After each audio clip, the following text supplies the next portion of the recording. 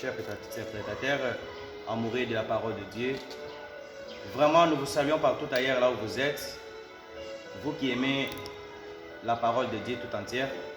Nous sommes sur ce plateau avec une émission sur l'échange de la parole de Dieu, avec un homme puissant, un serviteur dynamique du territoire d'Ilebo dans la province du Kasaï, qui va nous parler et nous éclaircir sur les ministères de la croix de Jésus-Christ. Nous sommes à l'église œuvre de Christ dans le monde, au Saint-Mungili, qui dirige le révérend pasteur Émile Kassanzo.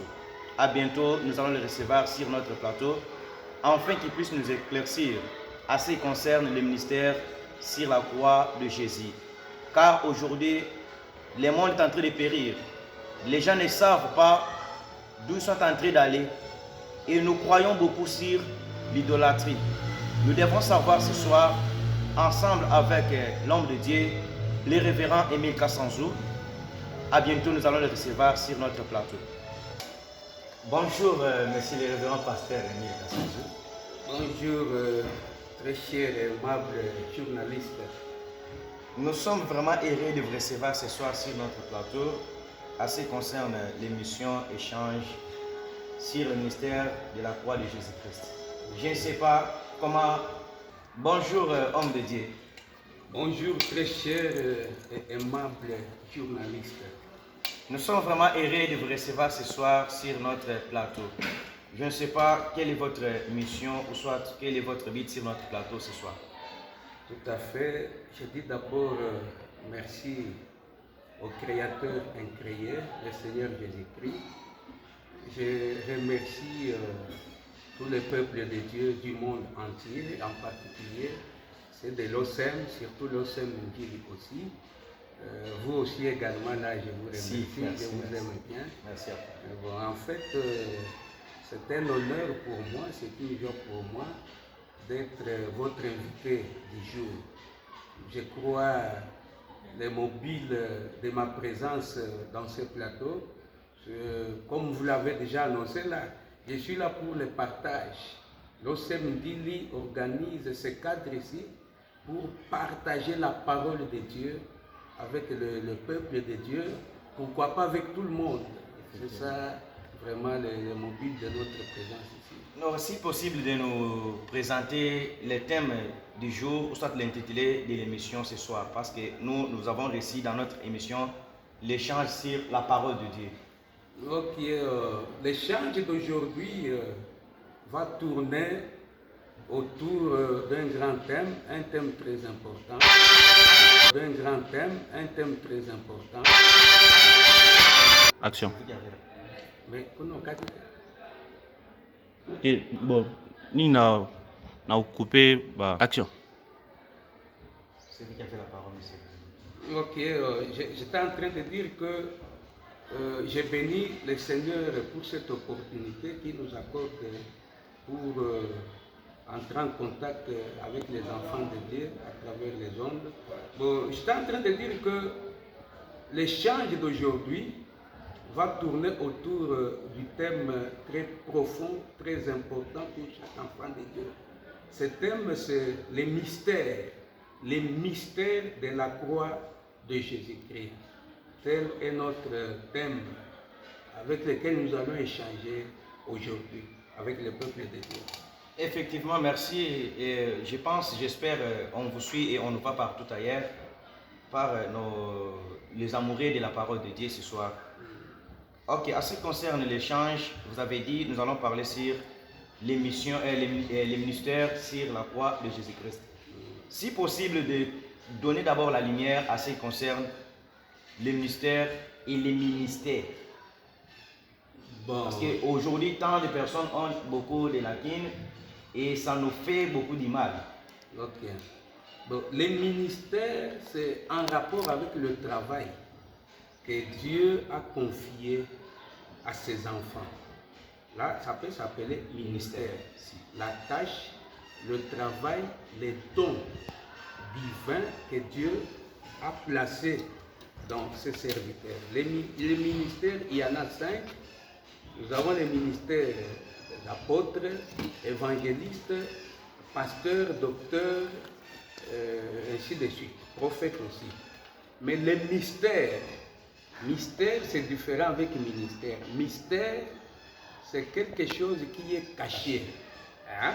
On doit chercher à dévoiler. Quelque chose qui est un secret, quelque chose que vous ne pouvez pas voir à l'œil nu. Ce qui est caché, c'est comme la Bible dit, que les choses cachées sont à Dieu. Et les choses qui sont révélées, c'est pour nous. Alors, il y a des choses vraiment qui sont cachées.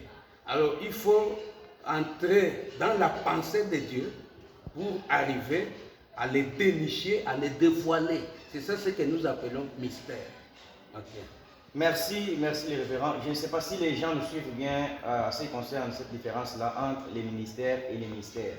C'est-à-dire, les ministères concernent aussi ce que nous parlons de la grâce ainsi que les dons. Parce que jusqu'à présent, les gens n'arrivent pas à comprendre c'est quoi la différence entre les dons ainsi que la grâce, avant que nous puissions entrer sur le thème de ce soir.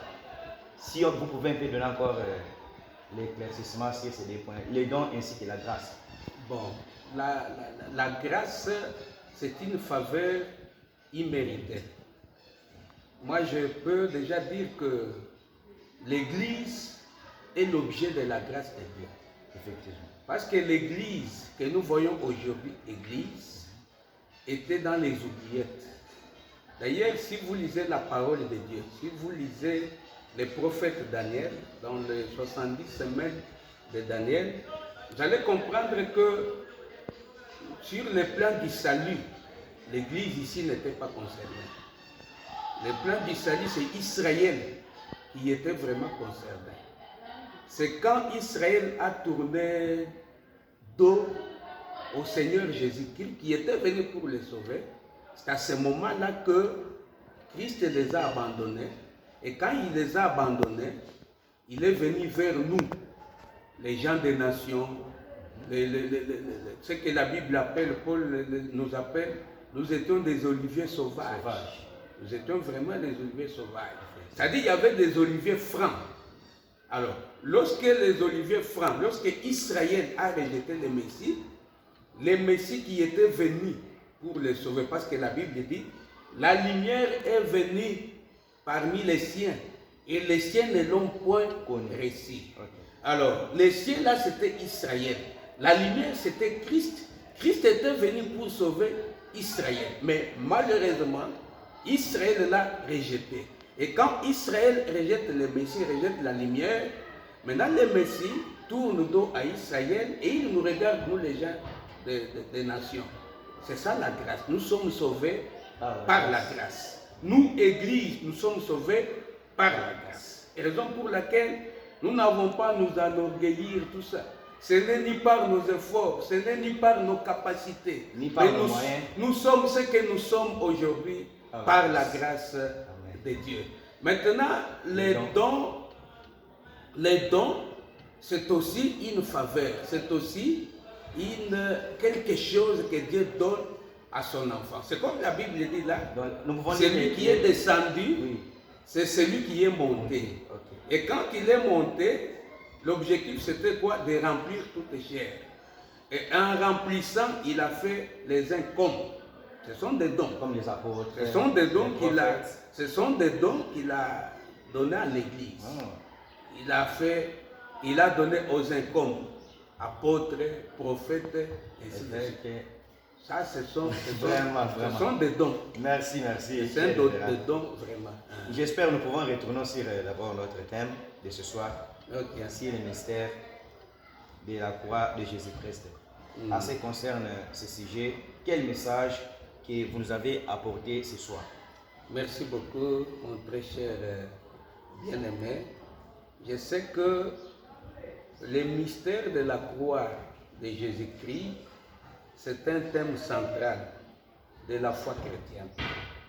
On ne peut pas parler de la foi chrétienne s'il n'y a pas la croix, s'il n'y a pas de croix. La foi chrétienne existe parce que la croix a existé, la croix de Jésus-Christ a existé. Alors, quelqu'un ne peut pas se prétendre aujourd'hui dire qu'il est chrétien s'il n'est pas passé par la croix, s'il n'a pas la connaissance de la croix, s'il n'a pas connu l'expérience de la croix. C'est un thème vraiment central. Alors, la croix de Jésus nous révèle bon nombre de mystères dont j'aurais souhaité que nous puissions développer quelques-uns aujourd'hui, faute de temps par exemple. Alors, parmi ces mystères, nous pouvons déjà citer le premier. Parmi ces mystères, nous avons les scandales et la sagesse. Dans la croix, le premier mystère que je viens révéler aujourd'hui, c'est quoi? C'est le scandale ainsi que la sagesse. Je pense que quand je parle de scandale, sagesse, les gens peuvent ne pas comprendre, mais je vais chercher à entrer en profondeur pour expliciter ces mystères-là. Si nous lisons 1 Corinthiens, chapitre 1, verset 18 jusqu'à 25, l'apôtre Paul parle de la croix comme d'un scandale pour les Juifs.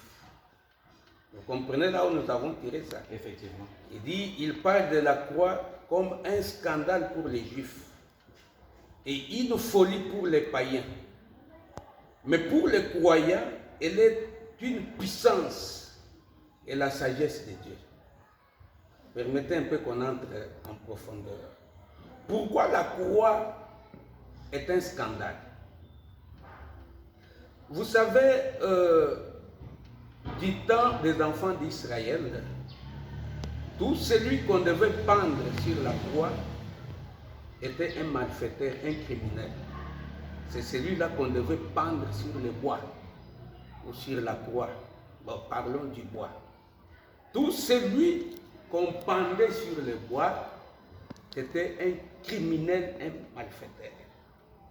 Alors, lorsque ces mêmes juifs-là ont vu Christ en train d'être crucifié, en train d'être placé sur la croix, pour eux c'était un scandale. C'était un scandale. Alors, pour eux, Christ était un criminel. Christ était un criminel.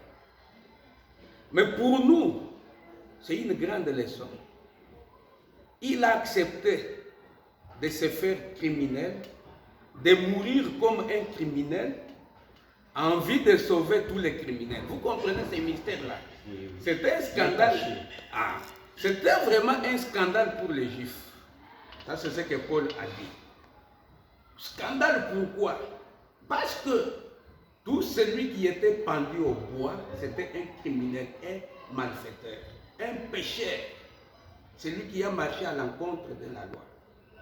Alors, Christ, qui est venu pour sauver l'humanité, l'humanité était constituée de criminels, de malfaiteurs, de grands pécheurs. C'est ainsi que lui a accepté de mourir comme un criminel pour sauver les criminels, comme un malfaiteur pour sauver les malfaiteurs, comme un pécheur pour sauver les pécheurs.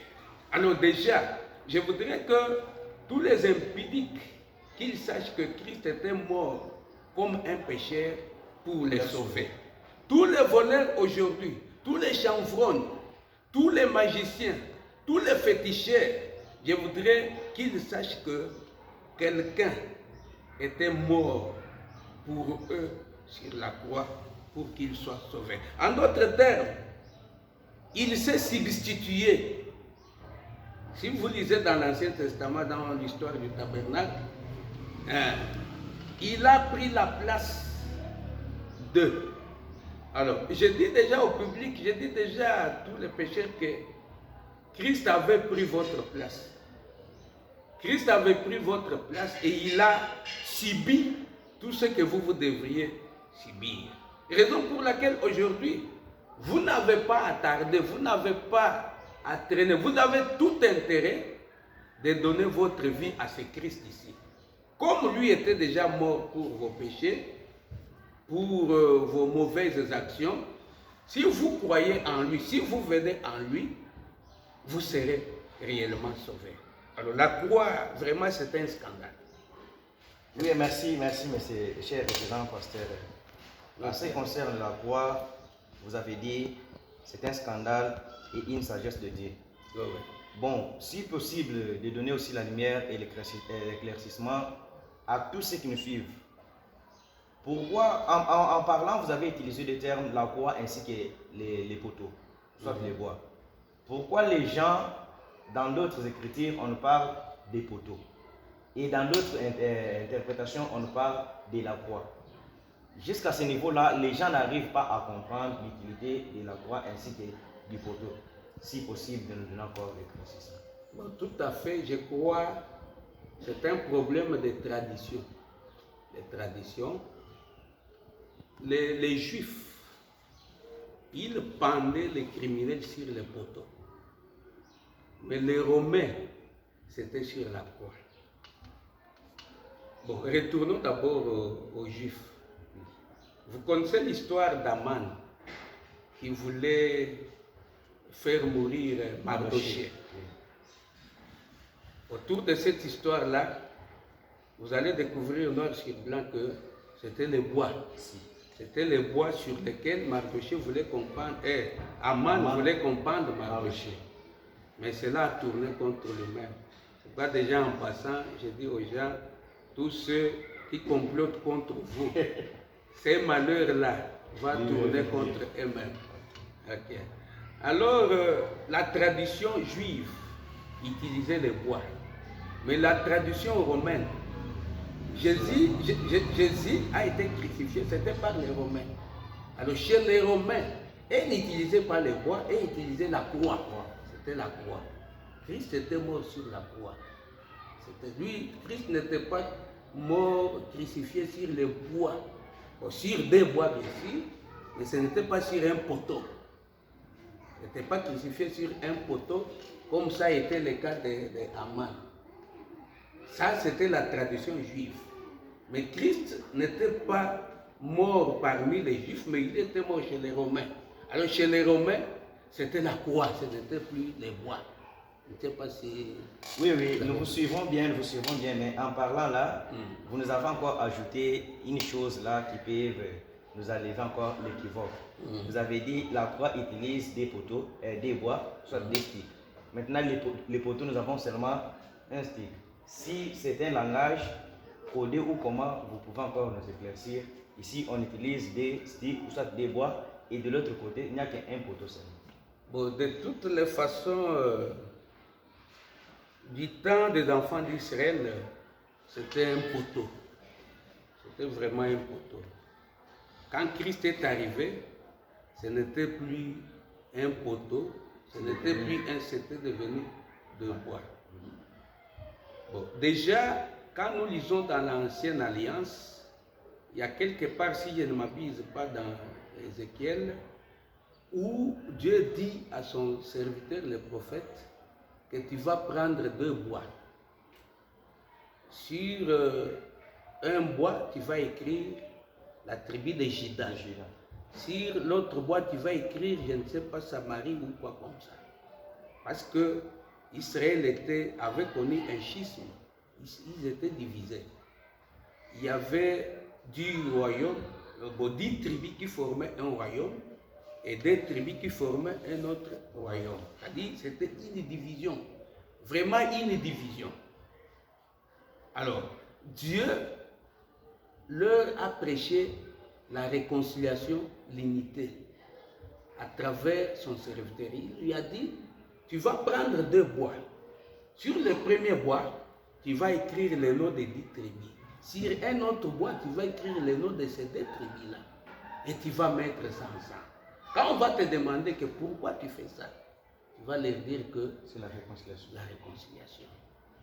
Vous comprenez un peu ça? Donc, c'est-à-dire... Alors, quand Christ est mort sur la croix, ça explique beaucoup de choses.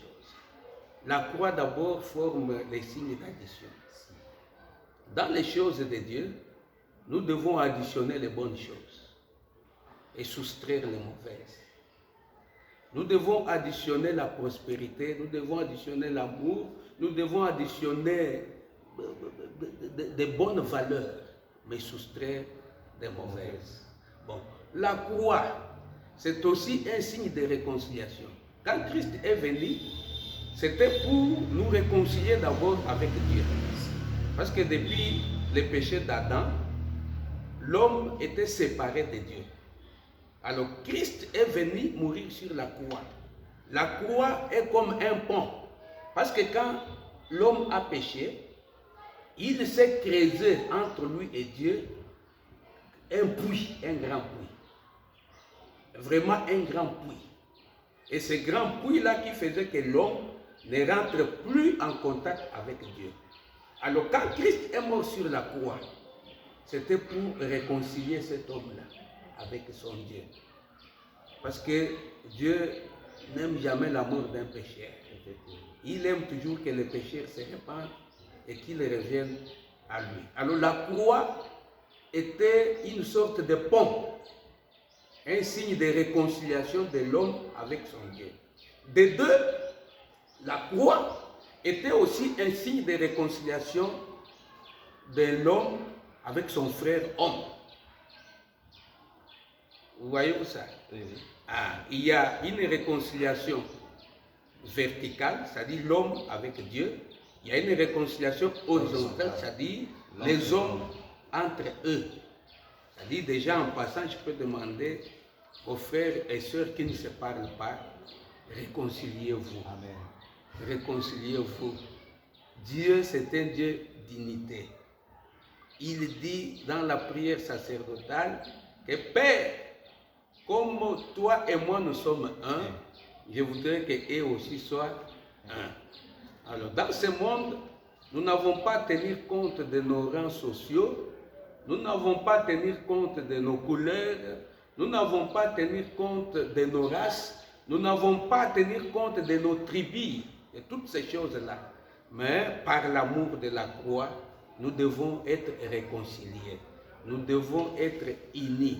L'esprit de pardon doit nous animer. Même si ton frère t'a offensé, il faut avoir du cœur pour lui pardonner. La Bible elle-même dit, si nous ne pardonnons pas aux autres leurs offenses, Dieu non plus ne nous pardonnera pas aussi. Ok, nous devons nous pardonner, nous devons promouvoir la réconciliation.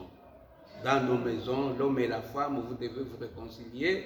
Au lieu de service, partout, nous devons prôner vraiment la réconciliation. C'est pourquoi la croix avait cette forme-là de réconcilier les gens ici de suite. Merci, cher révérend. J'espère que vous avez mieux parlé sur ce qui concerne la croix et vous avez bien donné la différence entre la croix ainsi que les poteaux. Si possible de retourner encore sur le mystère de la croix de Jésus-Christ. Là, on est en train de développer. On développait d'abord la croix. Si possible, de nous amener encore dans une autre dimension par la révélation. Ok, nous avons dit que c'était un scandale. Et nous avons expliqué comment est-ce que la croix était un scandale. La croix n'était pas seulement un scandale, il y avait aussi la sagesse de Dieu dedans. La sagesse de Dieu. Vous voyez, quand les gens ont vu la croix pour eux, c'était un scandale. Il y en a qui ont vu ça comme une folie. Il y en a qui ont vu ça comme une folie. Quelqu'un qui meurt sur la croix, crucifié, les sangs en train de couler, c'était une folie. Mais dans la folie là, était cachée la sagesse de Dieu. La sagesse de Dieu, c'était quoi? De se rendre humble, de s'humilier. Hein? Oui. C'est pourquoi la Bible dit, si vous lisez dans Philippiens, il s'est humilié, il s'est abaissé jusqu'à la mort de la croix. C'est pourquoi Dieu l'a souverainement élevé. Vous comprenez un peu ça? Dans la croix, on nous enseigne aussi l'humilité. Il y a une sagesse là-bas, l'humilité. Lui qui était Dieu, il n'a pas regardé son rang de Dieu. Il n'a pas regardé cela comme une proie arrachée. Mais il s'est humilié, il s'est abaissé. Il a accepté d'être giflé par une créature, lui qui était créateur, mais il a accepté d'être insulté, craché, giflé, maltraité par ces créatures. Quelle humilité! C'est pourquoi, frère, celui qui s'abaisse, il sera élevé. L'humilité précède la gloire. Dans la croix, il y a un mystère aussi d'humilité. C'est quoi déjà en passant, je vais demander aux gens de cesser d'être orgueilleux. Soyons humbles. Lorsque vous êtes humble, au temps convenable, Dieu vous élève. Amen. Ça ne sert à rien d'osser les épaules dans ce monde. Hein? Pensez que vous êtes au-dessus de la mêlée. Minimiser, négliger tout le monde. Ne pas considérer ceux qui sont autour de vous. Hein? L'humilité précède la gloire. Mais l'orgueil précède la chute. C'est un mystère qui est aussi là-bas. Okay. Merci. Il y a encore une question qui nous arrive. De tout ce que vous venez de parler, vous avez bien expliqué sur les scandales. C'est bien bon. C'était un scandale pour les Juifs quand Jésus a été crucifié sur la croix. Et maintenant, comment nous, les adeptes, nous les chrétiens ou croyants, qui croyons à ce Messie-là, Jésus, pourrions-nous comprendre maintenant quelle est la sagesse de Dieu? Comment les comprendre? Comment nous devons Comprendre la sagesse de Dieu. Bon, de toutes les façons, Dieu a fait ce qu'il devait faire. Voyez-vous ça? Vous voyez, retournons d'abord au commencement dans les jardins d'Éden. Dieu a placé l'homme dans les jardins d'Éden. Il a pourvu à tous ses besoins. Il avait mis autour de lui tout ce qui pouvait suffire à cet homme-là. Mais seulement il lui a dit, ne mange pas du fruit de la connaissance du bien et du mal. Les jours que tu en mangeras, tu mourras. Alors, il revenait maintenant à l'homme. Vous voyez que Dieu a fait sa part de responsabilité. L'homme avait maintenant le libre arbitre d'obéir, soit à désobéir. Il avait le libre arbitre de dire, je m'humilie, je me soumets à ce que Dieu a dit, je ne mange pas. C'est ça. Quelles que soient des tentations, quelle que soit la ruse du serpent, je ne cède pas. L'homme avait le libre arbitre. C'est pourquoi en passant, j'ai dit déjà aux hommes, dans ce monde, Dieu a sa part, mais l'homme a aussi sa part de responsabilité. Alors, par rapport à la croix, Dieu a fait l'essentiel. L'essentiel, c'était quoi? Sauver l'homme. Sauver l'homme, l'homme qui était perdu, l'homme qui était séparé de Dieu à cause du péché originel. Alors, Dieu est descendu en chair et il est mort sur la croix pour sauver cet homme-là. Maintenant, il revient à l'homme, l'homme qui a toujours le libre arbitre, il revient à l'homme de profiter de ce salut-là. Il revient à l'homme de profiter de cette sagesse-là. La sagesse de Dieu est là. La croix est là, remplie de mystères. Et le plus grand mystère, c'est le salut qui est caché dans la croix.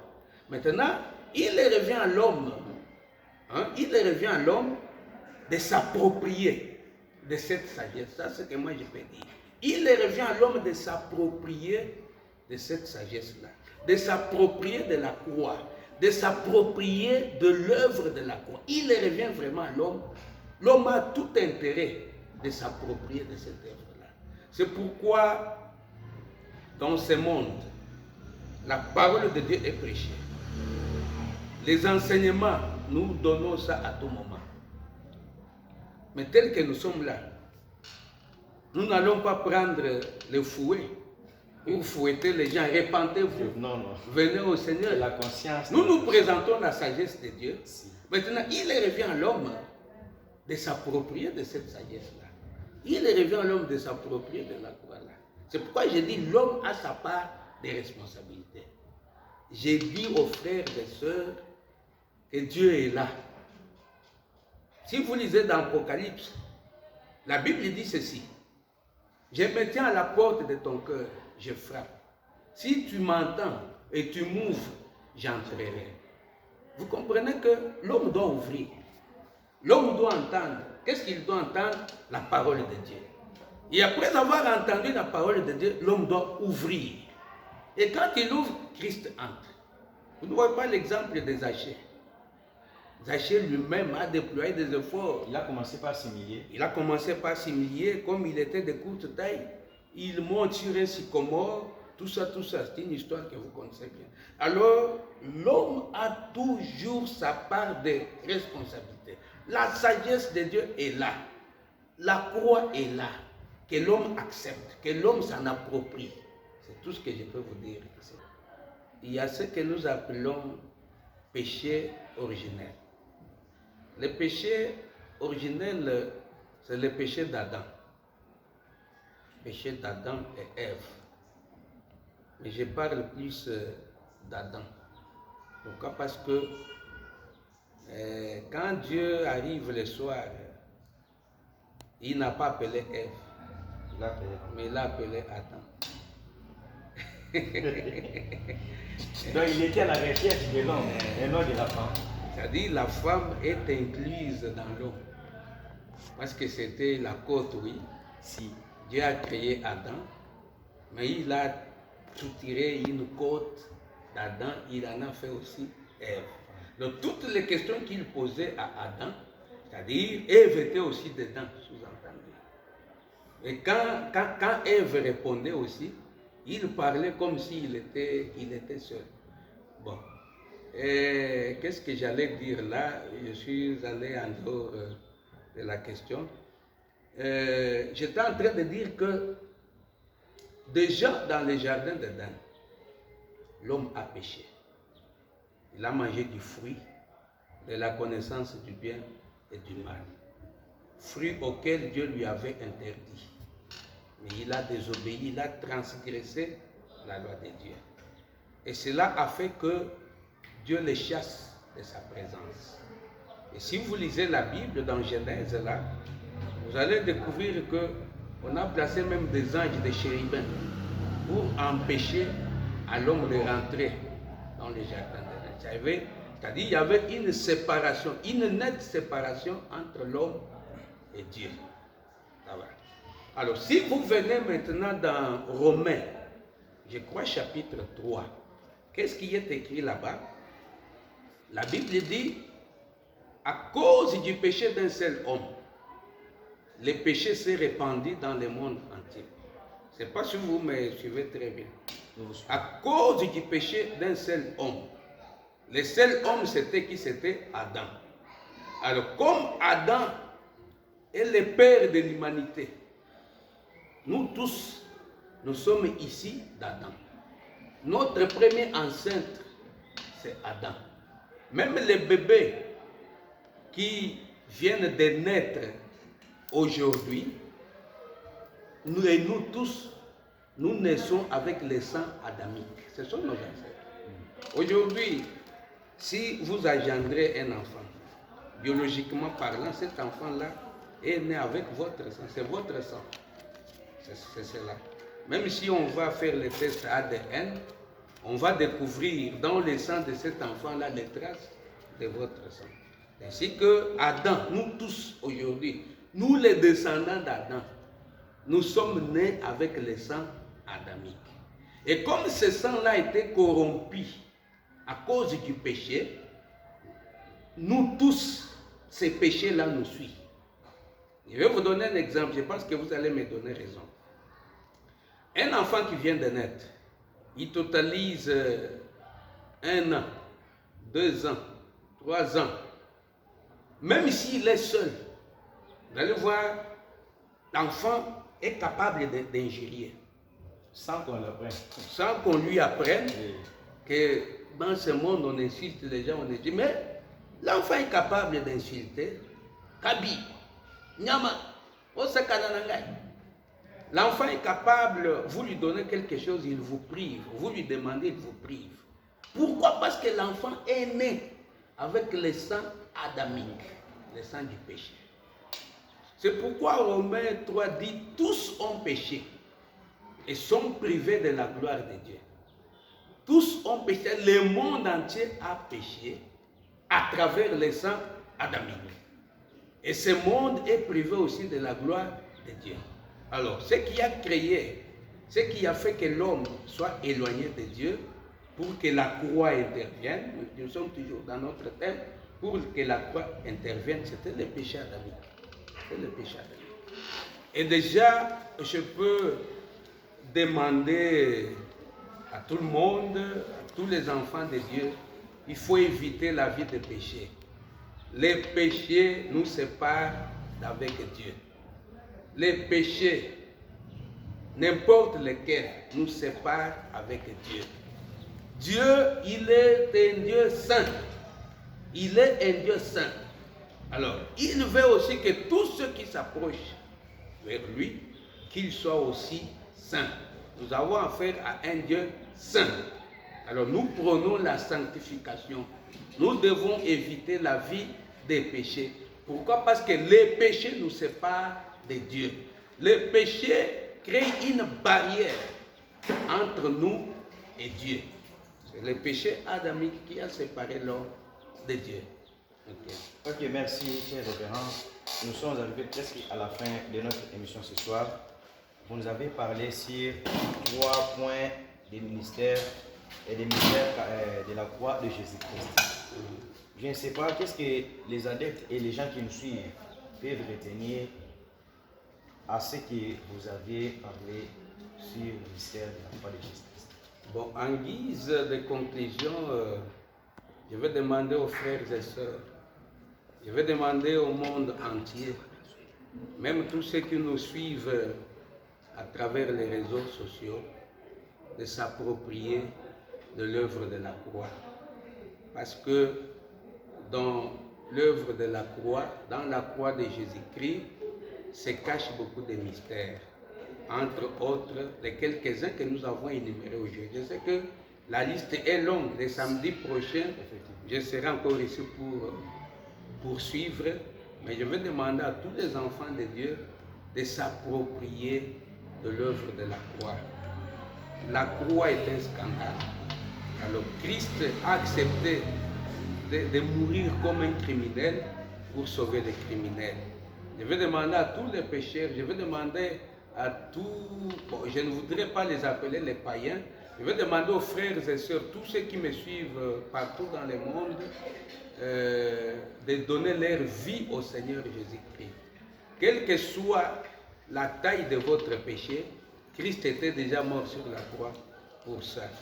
Quelle que soit la grandeur de votre péché, même si vous avez tué, même si vous avez fait quoi que ce soit, venez au Seigneur Jésus-Christ. Il avait déjà accompli une œuvre contre, une œuvre salvatrice pour vous sur la croix. Venez, vous serez sauvés. Je vais également demander aux gens de cesser d'être orgueilleux, d'être vraiment humbles, parce que l'humilité précède la gloire, tandis que l'orgueil précède la chute. C'est ça le petit conseil que je pourrais donner au peuple de Dieu qui me suit en ce moment ici. Merci, chers téléspectateurs. Nous vous remercions encore de votre amour ce soir, de nous avoir suivis. Nous venons de suivre l'émission ensemble avec le révérend pasteur Émile Kassanzo de l'église Osem Ndili, dans le territoire d'Ilebo, la province du Kasaï. Il invite tout le monde de repasser encore demain dimanche matin aux heures de 8h, suivre encore les enseignements à ce qui concerne le ministère sur la croix de Jésus-Christ. Car des bonnes choses nous sont réservées à nous les enfants de Dieu d'en bénéficier. Et c'est pourquoi il appelle tout le monde. Il n'a pas de parti pris à ce qui concerne la parole de Dieu et toutes choses.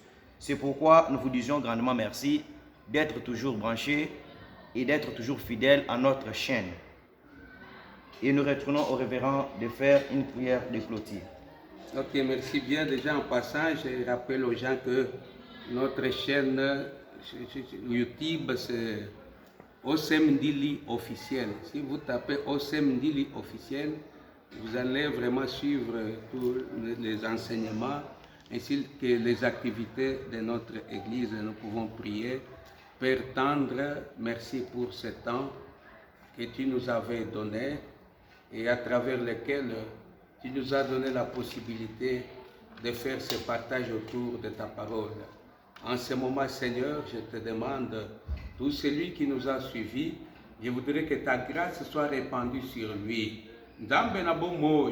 Tous ceux qui vivent dans les péchés, je voudrais qu'à travers cette parole qu'ils ont suivie, qu'ils donnent leur vie au Seigneur, qu'ils changent, qu'ils s'approprient de l'œuvre de la croix.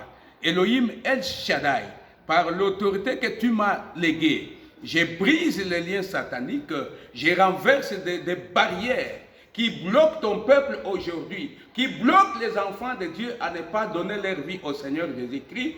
Je dis au nom de Jésus que tout soit renversé. Seigneur, par l'autorité que tu m'as donnée, je prononce la bénédiction sur ce peuple du monde entier. Au nom de Jésus, nous avons ainsi prié et nous disons tous Amen. Vraiment que Dieu vous bénisse.